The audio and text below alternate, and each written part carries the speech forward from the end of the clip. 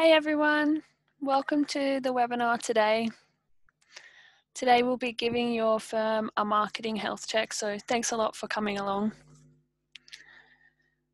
You'll be able to step through it, the health check, as we go along, but I'll also be giving you little bits of homework and action points as we go, so you have something to do after the webinar as well. But before we kick anything off, I'd love to know where you're dialing in from today. You know, what city you're from. Usually we get people from right around the world, which is awesome. So just use that questions box, the Q&A panel on the Zoom control panel, and send that in.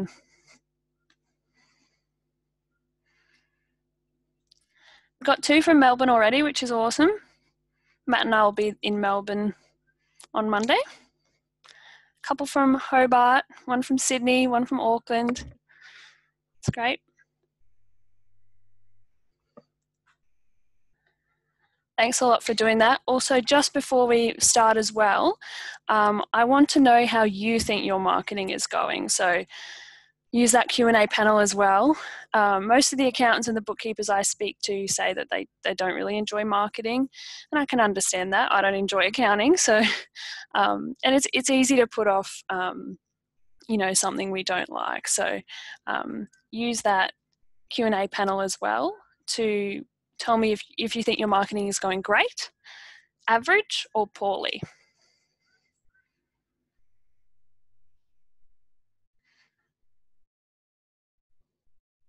Got a few coming in that are saying average. That's okay.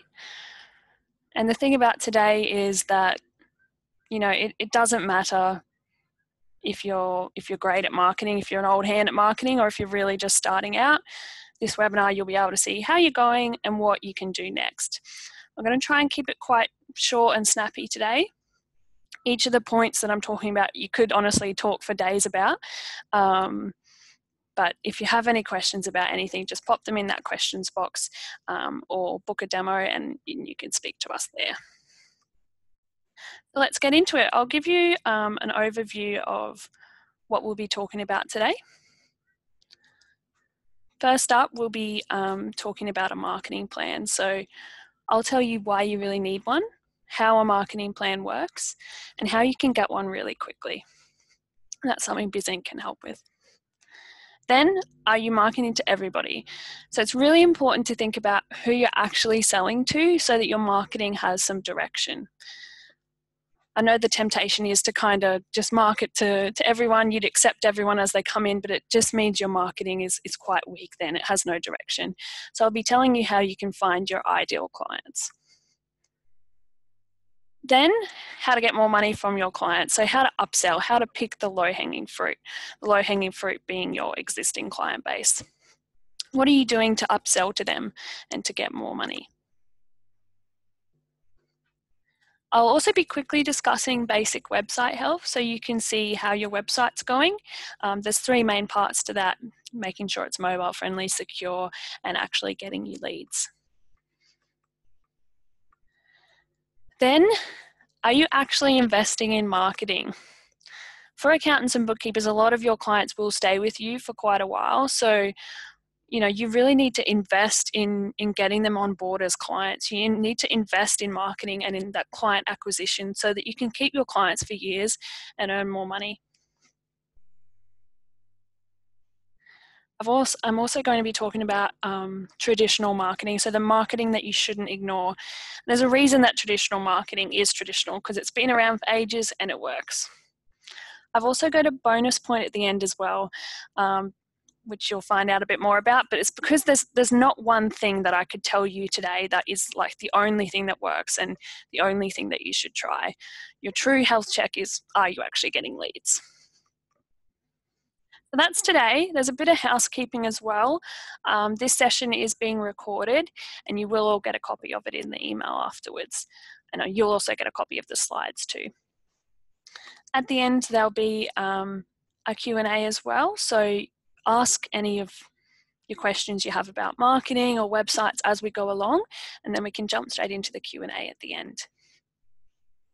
If you're having any trouble with audio or anything like that, just send us a message. We've got Matt on the line as well, so we'll try to help you out.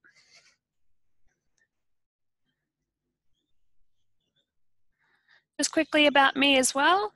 I'm Anthea. I'm head of growth at Bizink.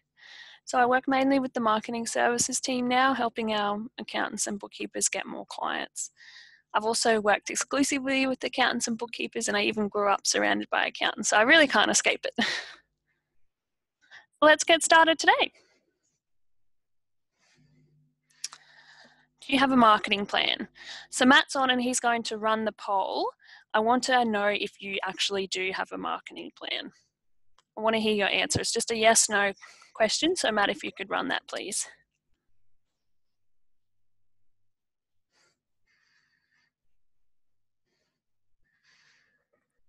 Got people saying no. Bizink ran a survey on marketing for accountants, and we found that 67.9% of firms don't have a marketing plan. So that's a fairly big problem, 67.9. Hey Anthea, this is the problem with getting me to do this stuff instead of you. I can't see the polls in there, so if everyone I'll try and get that up for you now, but just have a few issues in that, so I'll try and bring it back in a second and then send you a message.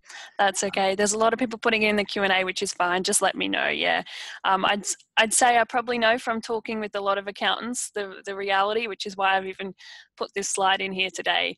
Most of you don't. I've got a few people saying yes, but it's it's a loose marketing plan, so that's fairly typical for what we find anyway. And I'm sure that one of the main reasons, that you don't have one, that you wouldn't have one, is because it takes time to create a good plan. And we're all really busy.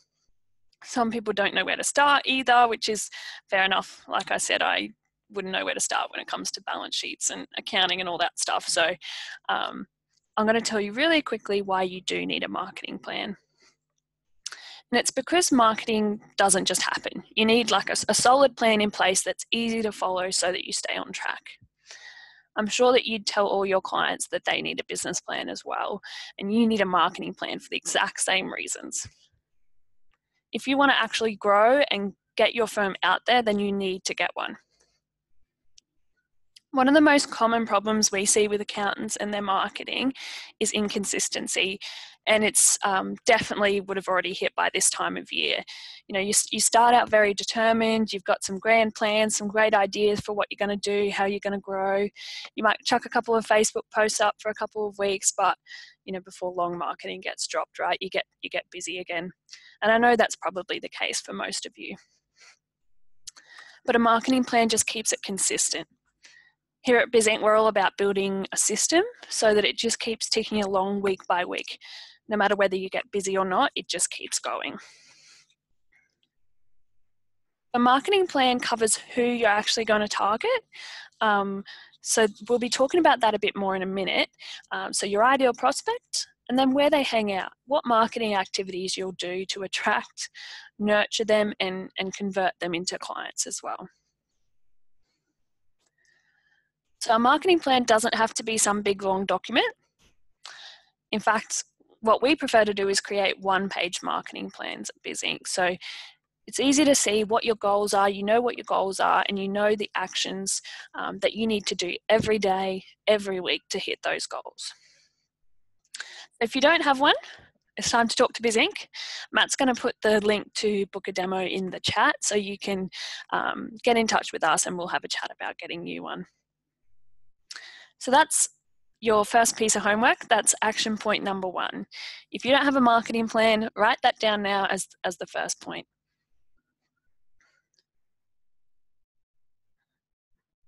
Now, are you marketing to everybody? So this one is next on your list. Is your marketing generic, or do you actually have a focus to it? And let me tell you from my own experience as well, it gets a whole lot easier once you have something to focus on. If you're marketing to everybody, you're marketing to nobody at all. And you've probably heard that before, but essentially it means that the broader your marketing is, the more weekly it appeals. And the flip side of that is obviously the more focused and specific your marketing is, the stronger the appeal. And that makes sense, right? Doesn't mean that you have to go and focus on a specific industry. It doesn't mean you have to go change your whole business model. It doesn't mean you have to go niche your whole practice, but it does mean you need to focus your marketing. And I wanted to talk about a common problem that I hear when I speak to a lot of the accounts about this. Focusing on small business owners is not narrow enough. The vast majority, in fact, more of where I'm in Australia, more than 90% of Australian businesses are small businesses. And I'm sure you'd know that there's no typical small business. From working with them, I'm sure you would know that they're all so different. So you need to go narrower than that in order to appeal to them. So the analogy I use here to help you understand it is fishing, which is ironic given I've never been, don't really go, but it's fairly easy to understand. First of all, you decide which fish you want to target. In this analogy, we're going to be, saying we're catching trout. So we need to decide what we're going to use, which fly to use. The next step, we're obviously only going to go places where trout actually are. So that means picking the right spot, but also picking one where there's not lots of other fishermen and anglers competing for that same fish. And the people who catch lots of trout do all these things. What they don't do is go and trawl around with a huge net, catching all kinds of other different stuff. They know what they want, they know the fish they're after, and they go after it. Now that's exactly how your marketing needs to be. You need to work out who you're targeting, not just try and go and attract everyone and just hope that they're a good fit for your firm. Once you do know who you're targeting, then you can work out the right bait. What communication, what language is going to attract them? What are their pain points? How can we get that across that we help them? You also need to work out where to get in front of them and at what times. Once you've got that, you can repeat it. It's a formula, it's a system. It's not just, scattergun, just hitting and hoping. It's a repeatable system you can build from that. So to figure out your ideal prospect, this is again another question that we get asked quite a lot is, how do we do that? How do we, find who we want to work with? You don't particularly have maybe a background in a certain area or a niche that really appeals to you. You should start by thinking about who you don't want to work with. And this is something that resonates with a lot of you. I'm sure that you all have, certain types of clients that you don't really want to work with. You'd rather pass them off. So start with them. It's your firm. At the end of the day, you're building the business that you want to work in. So you need to think about who you do and don't want to work with. Now that whole topic could be a webinar in itself, so we'll keep moving on. But that's point 2 on your homework list. If you're currently marketing to everybody and just putting out some generic type content out there, you need to stop and think about who you're going to target. Again, here at Bizink, we've got a system for doing that. So let us know if you do need help. We're happy to talk it through with you.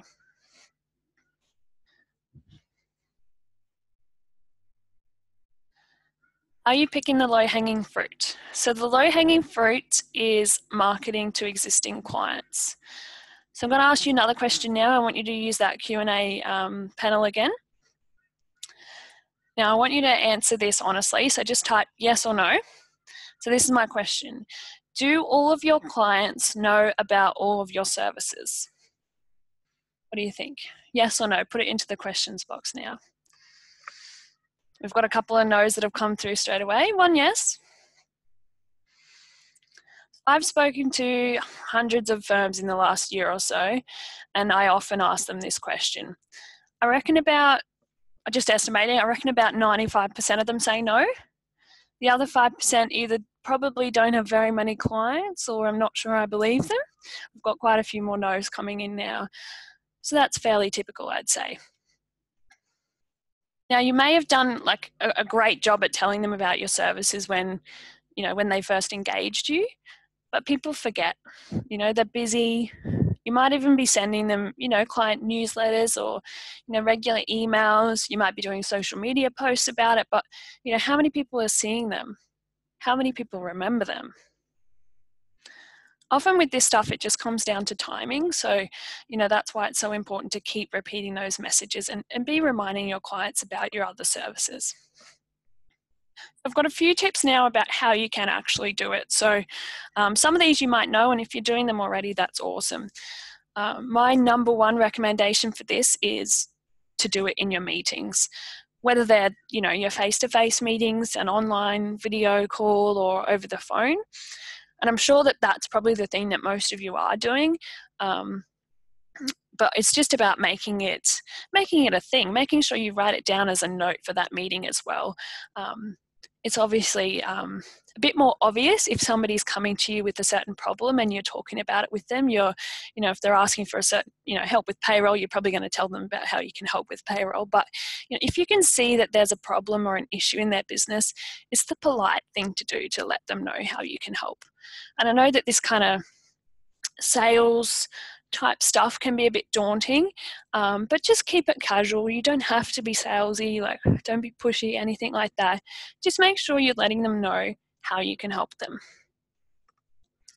So I recommend that in your meetings, but I also recommend more of a blended approach. So I'd be complementing this with an email newsletter to your clients. So make sure you're having a section on a service. You could feature a different service in every month. And a similar thing in your email blast. So that's an email that's just focused on that service. So I'd be doing that monthly at least as well. You can also be doing some social media posts, blog posts. You could be doing some phone calls to your clients to let them know. You could even be doing a client-only webinar like this, or an event, especially if you've just launched, a new service or something like that. So whatever you do, the aim is just to keep in touch with them and let them know. And the reason I'm saying all this is because getting leads is really hard, right? I'm sure you can all understand that. It takes time, it's hard work, it's a lot of effort, but you've got a relationship with these guys already, so you really should make the most of it because they already trust you. Plus, if you're not great at marketing, which is, again, what we hear from all our surveys and what we hear firsthand when we talk to our clients, it's just not their forte. It's not their skill set. So if you're in that group as well, if you're not a lover of marketing, it's a more comfortable introduction doing this and picking the low-hanging fruit. So I would start here. This is always where I'd point people to, especially if, they haven't really nailed down who they want to focus on. The first point is start with your existing client base. A lot of the stuff that you do here, like those newsletters and the blasts and stuff I was telling you about before, you can repeat for your prospects anyway. So that's homework point number 3. Go and talk to your clients.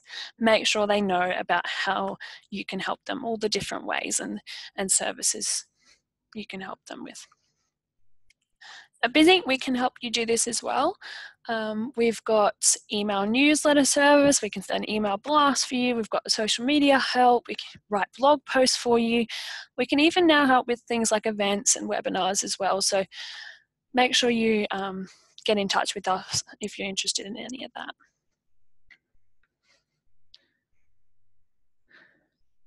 Is your website up to scratch? This is the next point. So I said I'll have three points about your website. There's a whole lot more, obviously, but I've just picked the 3 main ones for today. So this will be a quick little health check for your website. You'll be able to see if your website's going okay, if you've got the basics there, to make sure you're okay with Google as well. So the first one is it mobile friendly? It's 2019, you need to have a mobile friendly website. It needs to work, and it needs to work well on a mobile device. And that's because more than 50% of searches are from mobile devices now. So you could be missing out on a lot if your site isn't mobile friendly. And that's not just because people would get there and find it hard to use. It's also because Google will stop you from appearing in the mobile search results, so they won't even get to your site in the first place. So there's a Google mobile friendly test that you can check out to see if your site is okay, if it passes or not. We actually do that as part of our website audit. So Matt's going to be posting a link in the chat to our website audit. I really encourage you to go get that one. You'll be able to see it's me and my team assessing your website and seeing how you're going. And that's one of the things we'll check for you as well to see if you pass. And we'll let you know what you're doing well and what you can improve on. So the first one, make sure it's mobile friendly. The second point is about security. So is your site actually secure? What it needs here is a little bit techy. It's called a SSL or secure certificate. So it's another Google requirement. So you really, really need to look into it. Now, if you don't have an SSL certificate, it'll show not secure in the top left of the browser. So you may have seen this before. Sometimes it even pops up a warning message as well. So that warning message literally says something like, you know, attackers could be trying to steal your passwords and data. It's literally as scary as that. And that's the warning that Google's put on that. So obviously that's not a great look for advisors who are trusted with people's finances. But also obviously for the point is about Google making it a requirement. So make sure you get one of them. We include them in our sites at Bizink as well. The third point is, do you have a lead magnet? So website traffic is great, right? But you know, it's only one piece of the puzzle. You need to have something on your website that's actually attracting and converting leads for you. Unfortunately, we find that most accounting websites are just more of a, you know, an online business card, like a static brochure that's not really doing much for them. So you often see things like lead magnets being like ebooks or different things like that available, you know, right across the web. You just have to enter your email address or your contact details and you'll get access to that content. So a lead magnet's like a value exchange. You get their contact details, which is great for you. You're building your list and they get the content that they're interested in. So they work really well, really good way to get some leads from your website, have it doing a bit more for you, and also to grow your list as well. And it's also a conversation starter as well. So we've got a whole bunch that we offer to our clients. We've got someone zero, someone business planning, someone starting a business. So you've got, you know, something they're interested in, whether, you know, they are about to start a business or something like that. So you've got points when you do actually start a conversation with them.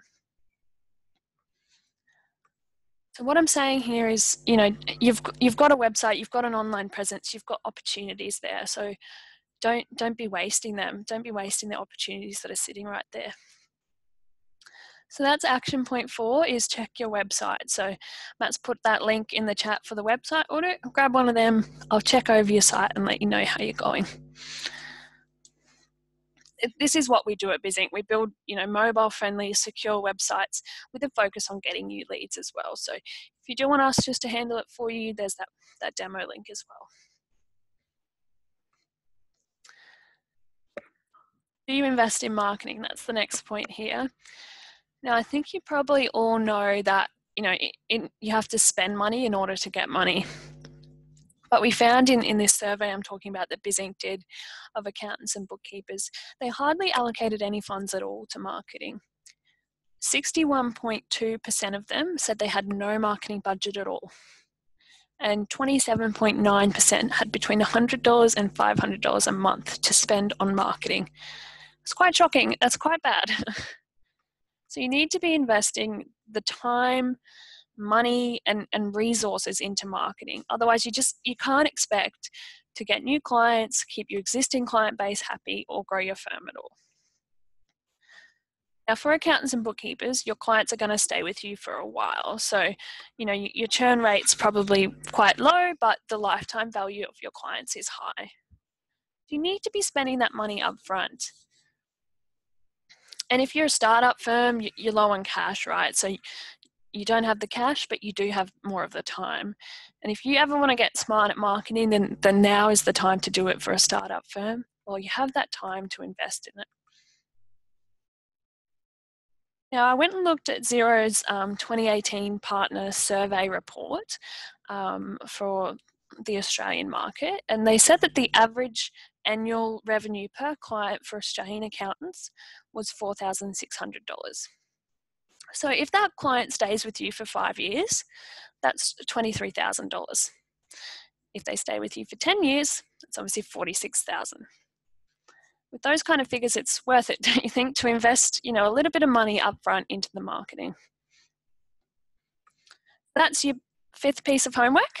Spend money. Make sure you're investing in the growth of your business, though. The next point is about traditional marketing. Are you neglecting traditional marketing?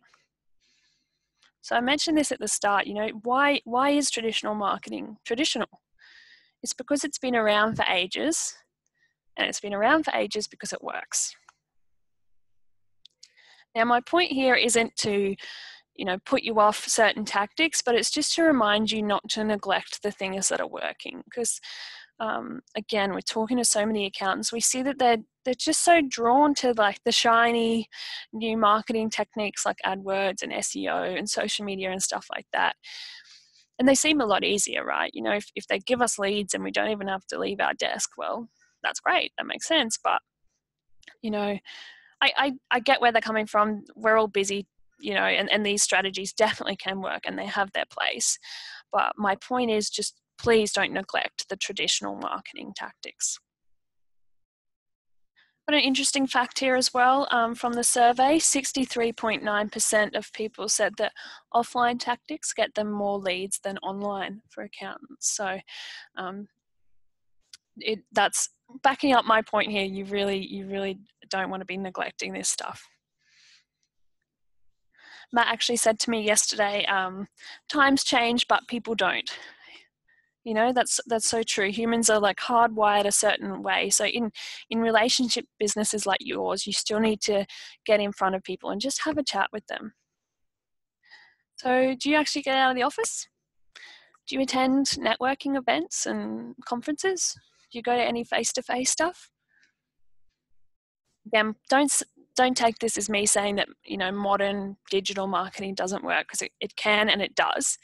Obviously, we run a website and a marketing company, so we know firsthand the power of websites and email, social media, and stuff like that. But we definitely see the value of traditional tactics, and unfortunately, we keep seeing people neglect them. You've got limited time and budget for marketing, right? So you have to do what works best first. It's so easy to hide behind a computer, but we do need to get out there still. So that's homework point number 6. Get out of the office more. Now, this is my bonus point. I promised 6, but decided to write 7 into this webinar. I wanted to make sure you know that there's not one thing only that works. Your true health check is are you getting leads, and are you converting them? People always kind of ask this question, what's the one thing I should do, the one thing I should focus on that'll get me leads for sure? And it doesn't quite work like that. The only thing I can definitely tell you is if you do nothing, you'll get nothing. So you need to get out, find a focus for your marketing, get a plan, work out where your ideal prospects are, and then get in front of them. I can tell you though that events, they worked in 1999, they'll work in 2019, and they'll work in 2039 as well. It's anyone's guess if Facebook will be around, in 2039. That's not to say it won't, or that you shouldn't be looking at Facebook. It just means you need more of that blended approach that, that's not neglecting those tried and tested marketing tactics. You've got to be doing a mix of things. Another point to add here, like there's a famous quote that says, half the money I spend on marketing is wasted. The trouble is I just don't know which half. Sometimes you just don't know, but if leads are coming in the door, you're doing something right. So keep it up. So I'm going to stick around now. That's pretty much the end of the points for today. I'm going to be answering your questions in a minute. Matt will come back on. So make sure you send in, if you've got any questions about marketing, flick them into the Q&A now. I'm also going to be telling you about a free marketing health check we've got. So hopefully you've got some points from today. We can offer you a more expansive one that's customized to your firm completely free as well. We've just launched this marketing audit, so Matt's going to put the link in the chat to that as well. You'll be able to get a guideline as to, and see if your marketing is on track or not.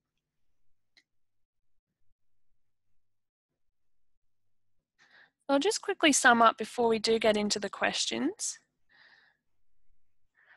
This will be just quickly going through what we went through today, your marketing health check, the points you need to go away and look at, and what healthy and unhealthy marketing looks like.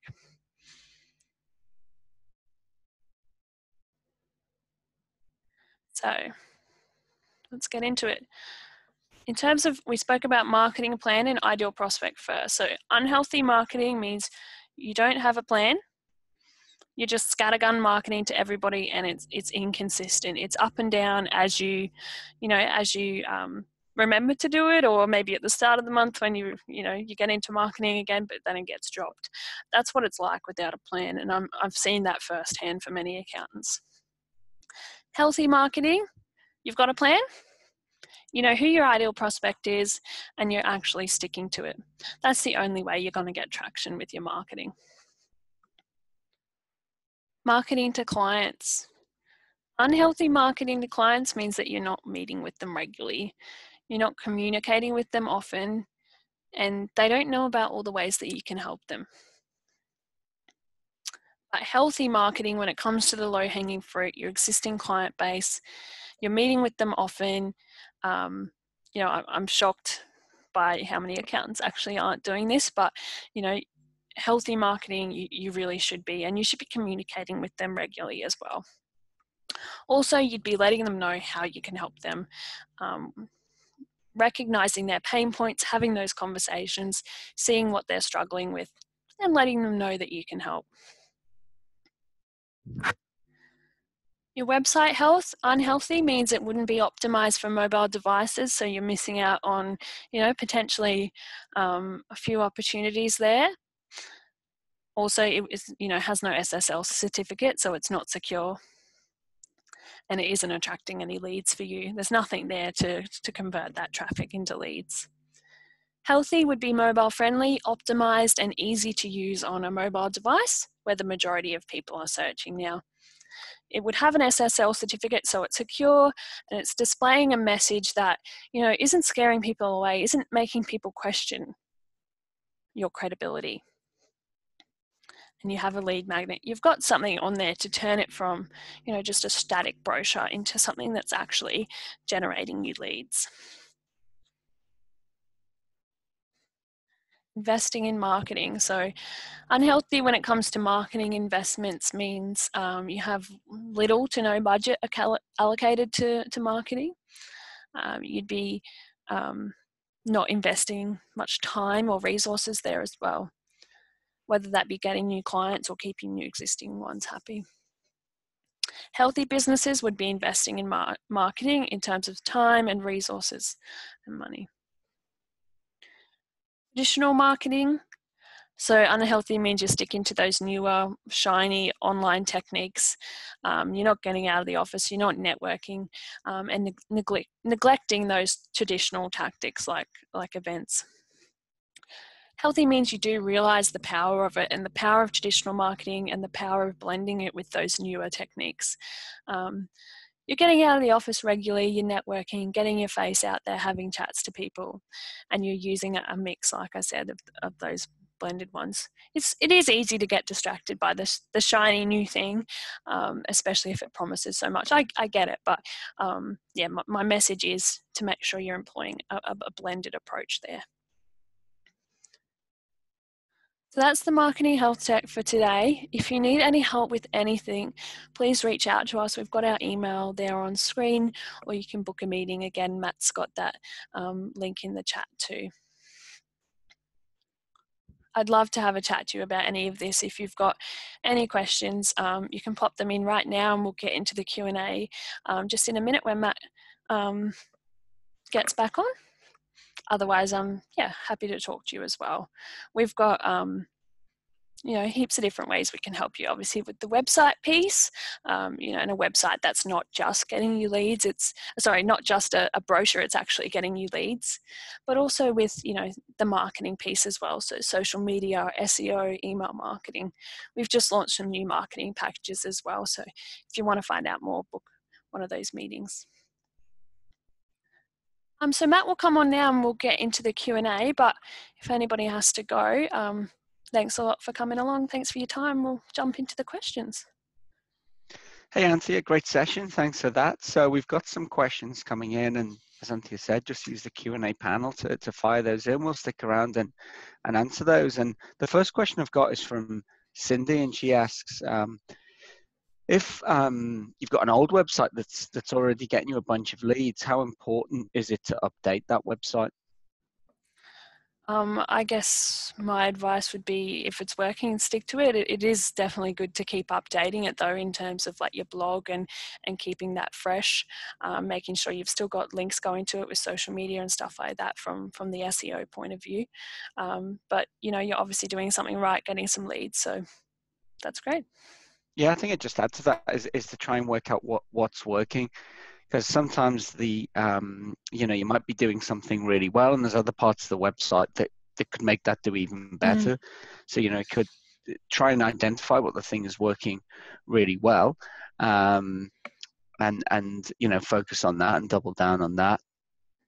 Another question from Cindy is that, do we work exclusively with accountants and bookkeepers or other industries as well? So I guess I can answer that quickly. Is that, look, 99% of our work is with accountants and bookkeepers. We do help a couple of other kind of, I suppose, like similar type businesses, a few financial planners, a few payroll firms, but pretty much the majority of our clients are accountants and bookkeepers. Another question for you, Anthea, would be, do you think you talked about traditional marketing. I've got a question here. Is it still worth having printed collateral like brochures and flyers, that kind of like a tangible stuff? I would say yes, definitely. I mean, I know that we do a lot of things online now, so it's probably, fair of you to wonder if you can get rid of those things or, not have to worry about that. But those things like even just a business card or a brochure, they open up a whole new bunch of opportunities, especially if you're networking or going to those events. Traditional marketing we've talked about, it's a lot easier to form that connection when you've got something in hand as well. So to be really blunt about it, people won't really remember you or remember your name or maybe even remember what you do. So those kind of things are a good way to make that connection when you're networking. I'd definitely be getting them. Cool. Yeah, I'd agree with that as well. So anyone else got any questions, please use that Q&A panel to just fire those in. I'm happy to answer those. Someone's asked here, does video work well on websites? Yeah. I've seen it on a couple. Unfortunately, I think more should be doing it and they don't. It does work. It's, particularly it can be a good way to, I guess, put a bit of a face to the name as well and show a bit more personality on a site as well. It's a more engaging way to, to talk about your services, about your firm and that kind of thing. And it will differentiate you, I think, because not everyone has one. Yeah, I think authenticity and personality are two really key things in your marketing in general, but particularly online, because you're not having that personal connection with somebody. So the more you can bring that across, people buy from people, right? So that's really important, and they can work really well for testimonials. I was talking to a client actually in Australia yesterday, one of our new clients, and she's going to get video testimonials done in the place of business with all her clients, and I think that's going to be really effective, and we've got a few other clients who've done that. So yeah, I think anything that increases the personality and authenticity of your marketing works really well. So we've got another question from Cindy, is asking kind of related. So is it important to have your picture on your business card? Well, for me, I'd say it's important not to have it because I want to try and win business and not scare people off. What do you reckon, Anthea? I guess I don't have one on mine, but I can see definitely why you would put that on there as well. Just that point you just saying about that personality too. So it's probably I mean I guess it's probably up to the individual. It could work. My take on that, I'm gonna be a bit opinionated and say I personally wouldn't, because I think the size of a business card, the kind of rendition of your image on that card might not look so good. I'm quite a fan of minimal type design, so I would say like you probably better having like the less is more approach, and I would have images on things like brochures, websites, where you can do justice to the photograph. So I mean, I'm not saying that's the right answer, but that would be my opinion on that. Yeah, for sure. So I think you talked a little bit about this in the session, Anthea, but someone's asked, can Bizink help with marketing as well as just websites? Yep. I'd say that's actually one of our points of difference. Like we can do websites obviously, but there are other website suppliers out there and other website suppliers that specialize in accountants as well. One of our main differences is that marketing help and support we give you. So, we've just launched some marketing packages. So we pack our websites with the tools, the content, the resources that you need, but we also have done for you marketing. So we're actually going in there, working with you, and hitting publish, hitting send on the emails, and actually doing the marketing for you as well. So I'd say take that audit and see where where your marketing may need help or what you're going well with, and we can help you out with that as well. Cool. I've got another question here asking from Megan, do we have a template for a marketing plan?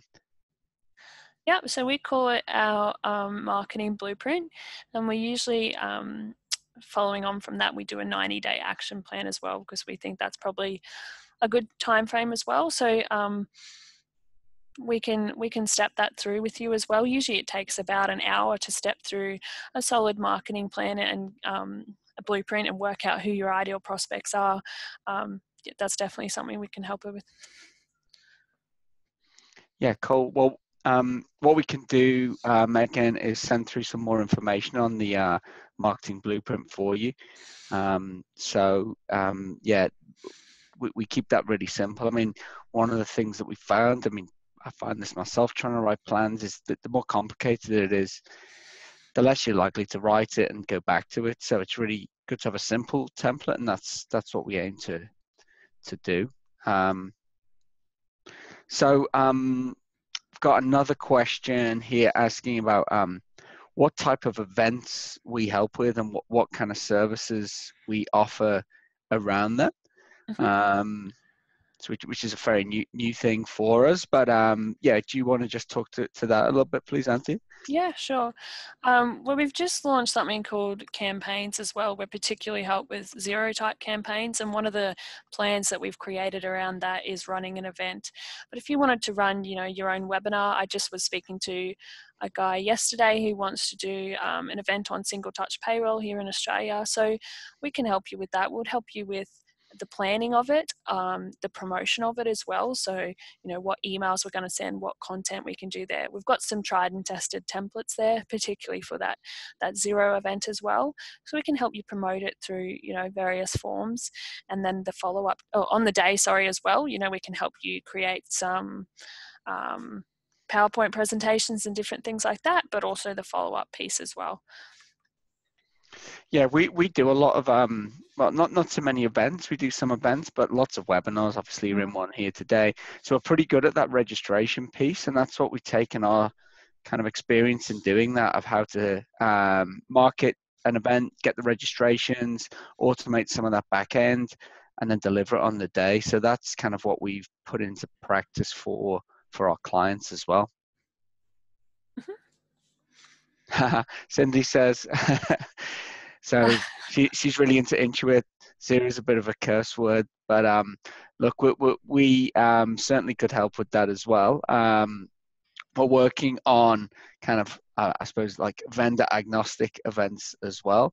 Yeah. It just takes a little bit more time to put those together, obviously putting together like the PowerPoints and things like that. So we're working on a couple of more just kind of like generic events that would appeal to business owners rather than kind of technology vendor based ones.